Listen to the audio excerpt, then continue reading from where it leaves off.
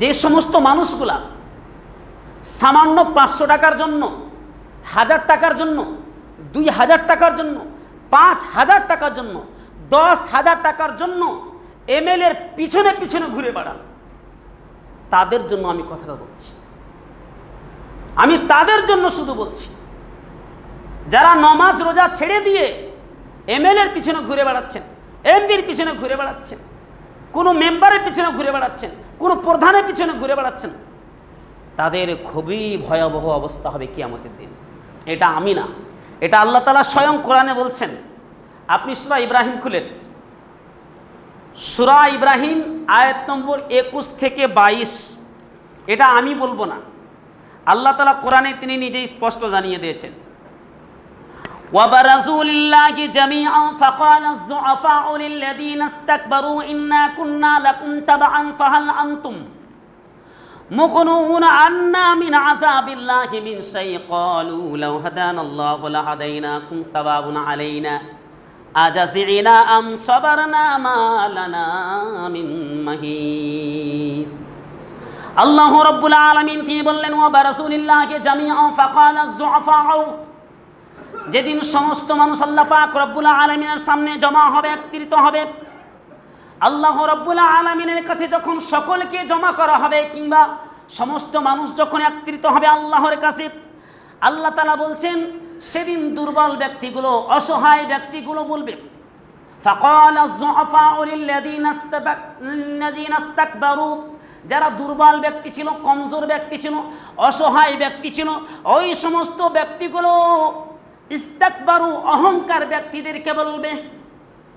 পৃথিবীতে যারা অহংকার ছিল, যারা তাদের কুরসির জোর দেখাত, চেয়ারের জোর দেখাত, যাদের গদি ছিল, যাদের পাওয়ার ছিল, পুলিশ প্রশাসন ছিল, এই সমস্ত প্রভাবশালী ব্যক্তিগুলো, অহংকার ব্যক্তিগুলোকে সেই সমস্ত দুর্বল ব্যক্তিরা বলবে, কি বলবে?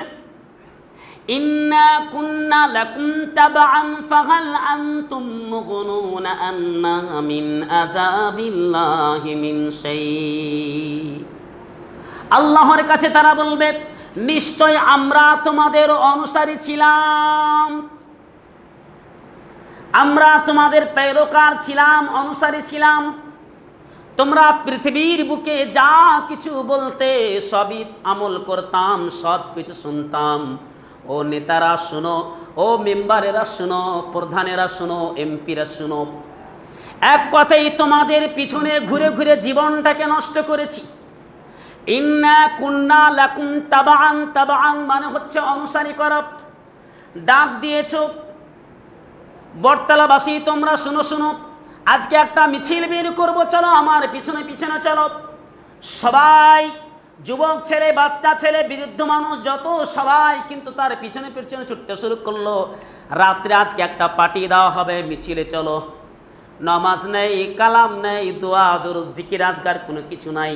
ওই এমএলএর পিছনে পিছনে ঘুরে ঘুরে সকালবেলাতে বেরিয়ে গেছে, সন্ধ্যায় বাড়ি ফিরেছে। আল্লাহ পাক রব্বুল আলামিনের কাছে সেই ব্যক্তিগুলো বলবে, অহংকারীদেরকে বলবে, অহংকারীদেরকে বলবে, ইন্না কুন্না লাকুম তাবআন ফাহাল আনতুম, আমরা তোমাদের অনুসারী ছিলাম, তোমরা বলেছিলে অমুক জায়গাতে এই জিনিসটা লিখে এসো, আমরা লিখে এসেছিলাম। তোমরা বলেছিলে অমুক জায়গাতে লেখো, এই চিহ্নে ভোট দাও, ওটা লিখে এসেছিলাম। তার মানে যা কিছু পৃথিবীতে বলেছিলে সব কিছু আমল করেছিলাম, তোমরা যেটা করতে বলেছিলে সেটাই করেছিলাম। ফাহাল আনতুম মুগনুনা আন্না মিন আযাবিল্লাহি মিন শাই, এখন আমরা তোমাদের কাছে কিছু চাই না। ও নেতারা, তোমাদের কাছে কিছু চাই না। ও প্রধানেরা, তোমাদের কাছে কিছু চাই না। এমপিরা, তোমাদের কাছে কিছু চাই না। শুধু একটা জিনিস চাইছি, তোমরা কি আল্লাহর আযাব থেকে আমাদেরকে একটু রক্ষা করতে পারবে কি? কিছু চাই না। কখন বলবে এটা? কিয়ামতের দিন বলবে, আল্লাহর সামনে বলবে, একত্রিত হয়ে বলবে।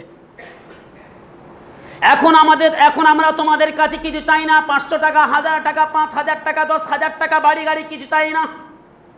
এইগুলো বানিয়ে দিতে হবে না।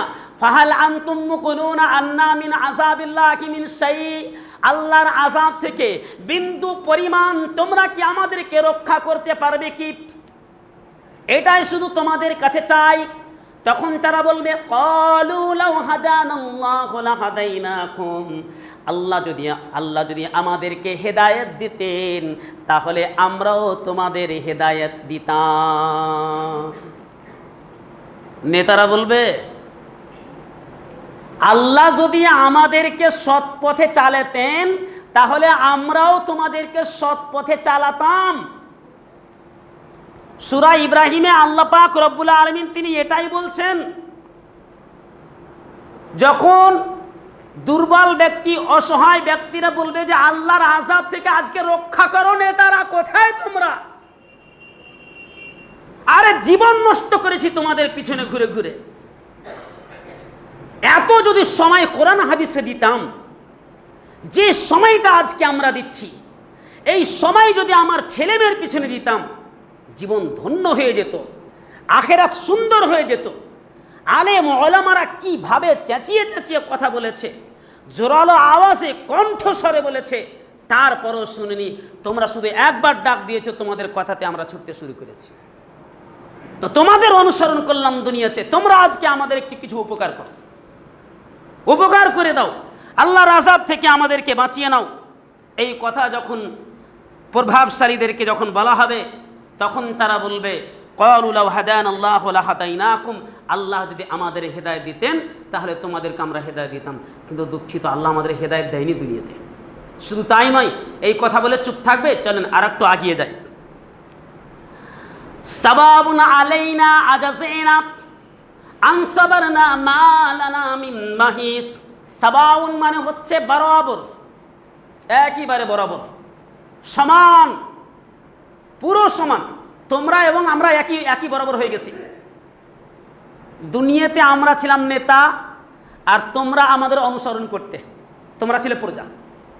কাজী তোমরা আমাদের অনুসরণ করতে, কিন্তু আজকে তো ওই লেভেলে নাই। আজকে তোমাদের যে দশা আমাদেরও একই দশা। আজকে তোমরা যেখানে আমরাও সেখানে। তো আল্লাহ আমাদের হেদায়েত দেয়নি, ওই জন্য আমরাও তোমাদের হেদায়েত দিতে পারলাম না। সাওয়াউন মানে হচ্ছে বরাবর, আলাইনা আমাদের উপরে, আজাযিনা আম সাবারনা আমরা যতই পালানোর চেষ্টা করি কিংবা ধৈর্য ধরার চেষ্টা করি, মা লানা মিন মাহিস আমাদের কোনো নিষ্কৃতি নেই। হায় হায় হায়, কি অবস্থা! আমরা ধৈর্য ধরি আর এখানে দাঁড়িয়ে থাকি, স্থায়ীভাবে থাকি আর ধৈর্য ধরি। মা লানা মিন মাহিস আমাদের কোনো রাস্তা নেই এখান থেকে যাবার। আল্লাহর কাছ থেকে আমরা পালাতেই পারবো না, এমন একটা জায়গাতে ফেসে গেছি।